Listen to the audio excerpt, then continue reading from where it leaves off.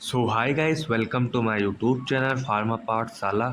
आज का हमारा टॉपिक रहने वाला है बेसल मेटाबॉलिक रेट के बारे में, जिसे हम बीएमआर भी कहते हैं।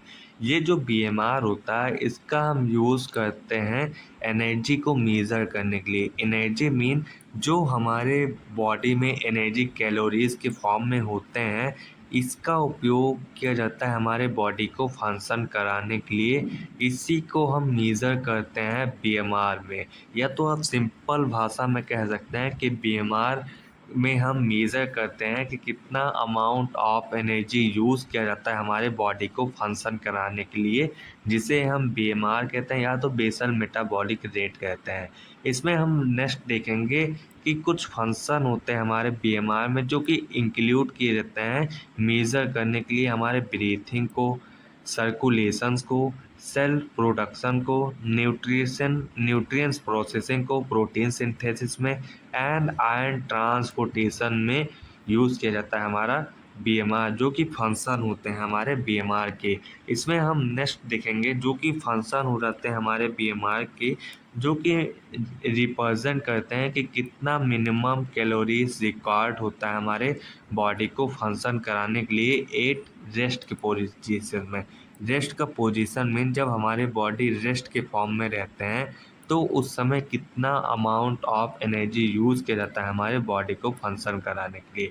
तो इसमें हमारा फंक्शन हो जाता है मेंटेनिंग बॉडी टेम्परेचर। मीन हमारे बॉडी के टेम्परेचर को मेंटेन करने के लिए कितना कैलोरीज का उपयोग किया जाता है, ये हम मेज़र करते हैं बीएमआर में। एंड रिपेयरिंग सेल्स को भी हम उपयोग करते हैं बीएमआर में मेज़र करने के लिए। And carrying out other essential metabolic process का भी उपयोग करते हैं हम बीएमआर में। इसमें हम नेक्स्ट देखेंगे फैक्टर अफेक्टिंग बीएमआर के बारे में। तो इसमें हमारा हो जाता है फर्स्ट फैक्टर अफेक्टिंग, कि हमारे कौन से फैक्टर्स हो सकते हैं जो कि अफेक्ट कर सकते हैं हमारे बेसल मेटाबॉलिक रेट को। इसमें हमारा फर्स्ट फैक्टर हो जाएगा जो कि रहेगा बॉडी साइज एंड कंपोजिशन। ये जो हमारा बॉडी साइज एंड कंपोजिशन होता है, इसमें हम देखें कि हमारे जो मसल्स होते हैं, मीन हमारे बॉडी में जो मसल होते हैं, जितना ज़्यादा मसल्स होता है उतना ज़्यादा बेसल मेटाबॉलिक रेट होता है हमारे बॉडी में। एंड उतना ही ज़्यादा कैलोरीज की रिक्वायरमेंट होती है then the fat tissue and other rest के पोजीशन में। एंड इसमें हमारा सेकंड फैक्टर होगा जो कि रहेगा सेक्स। सेक्स की वजह से भी हमारा जो बीएमआर होता है वो अफेक्ट हो सकता है। तो इसमें हमारा होगा जो मेल होते हैं उनका जनरली हायर बीएमआर होता है कंपेयर टू फीमेल के अपेक्षा में। बात के जो हमारे मेल होते हैं, जब या तो जो पुरुष होते हैं उनमें बहुत ही ज़्यादा बेसल मेटाबॉलिक रेट होता है as per compare to female की अपेक्षा में। एंड जब ये बीमार बहुत ही ज़्यादा होता है हमारे मेल्स में, तो उनका जो मसल मास भी होता है वो भी बहुत ही ज़्यादा होता है। तो ये भी एक प्रकार से अफेक्ट कर सकता है बेसल मेटाबॉलिक रेट को। एंड इसमें हमारा थर्ड हो जाएगा फैक्टर जो कि रहेगा एज।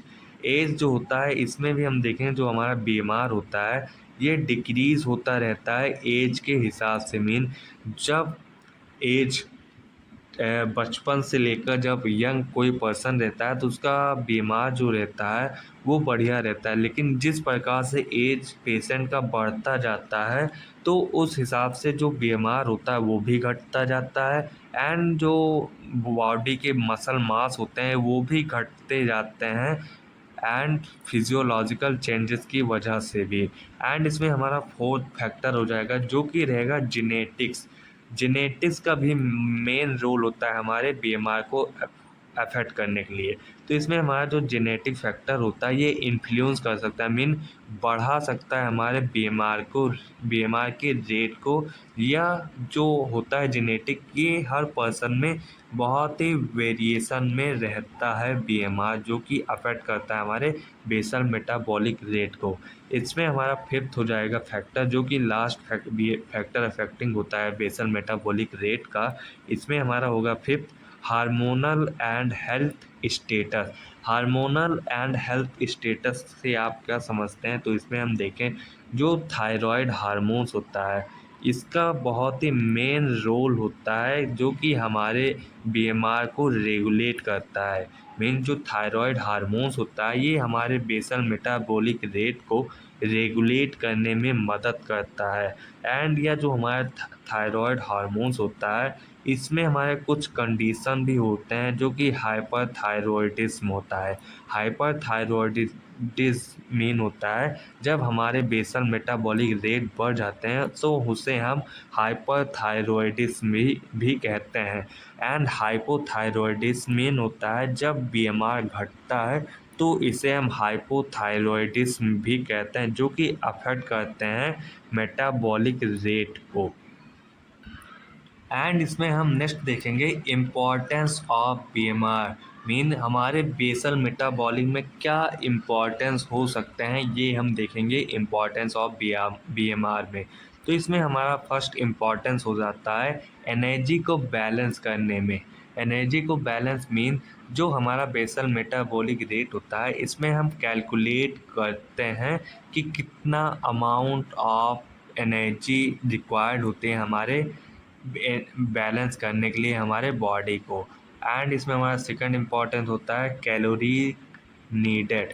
कैलोरीज जो होता है ये हमारे हेल्प करते हैं पता लगाने में कि कितना अमाउंट या कितना नंबर ऑफ कैलोरीज का उपयोग किया जाता है हमारे वेट को मेंटेन करने के लिए। एंड थर्ड इम्पॉर्टेंस हो जाएंगे वेट मैनेजमेंट। वेट मैनेजमेंट में क्या होता है इसमें हम पता लगाते हैं बीएमआर कहाँ कहाँ उपयोग किया जा रहा है हमारे डेली कैलोरीज के इनटेक में, या तो कह सकते हैं कि बीएमआर का हमारा उपयोग कहाँ कहाँ किया जाता है कि कितना एक्यूरेट कैलोरीज को हम डेली ले रहे हैं एंड कितना वेट लॉस हो रहा है, गेन हो रहा है एंड कितना वेट हमारा मेंटेन होता है, ये हम देखते हैं वेट मैनेजमेंट में। सो आज का लेक्चर हमारा यहीं पर समाप्त होता है। नेक्स्ट वीडियो में हम देखेंगे यूनिट थर्ड के बारे में। तो thanks for watching. Please like and subscribe to my YouTube channel to Pharma Pathshala. Thanks for watching.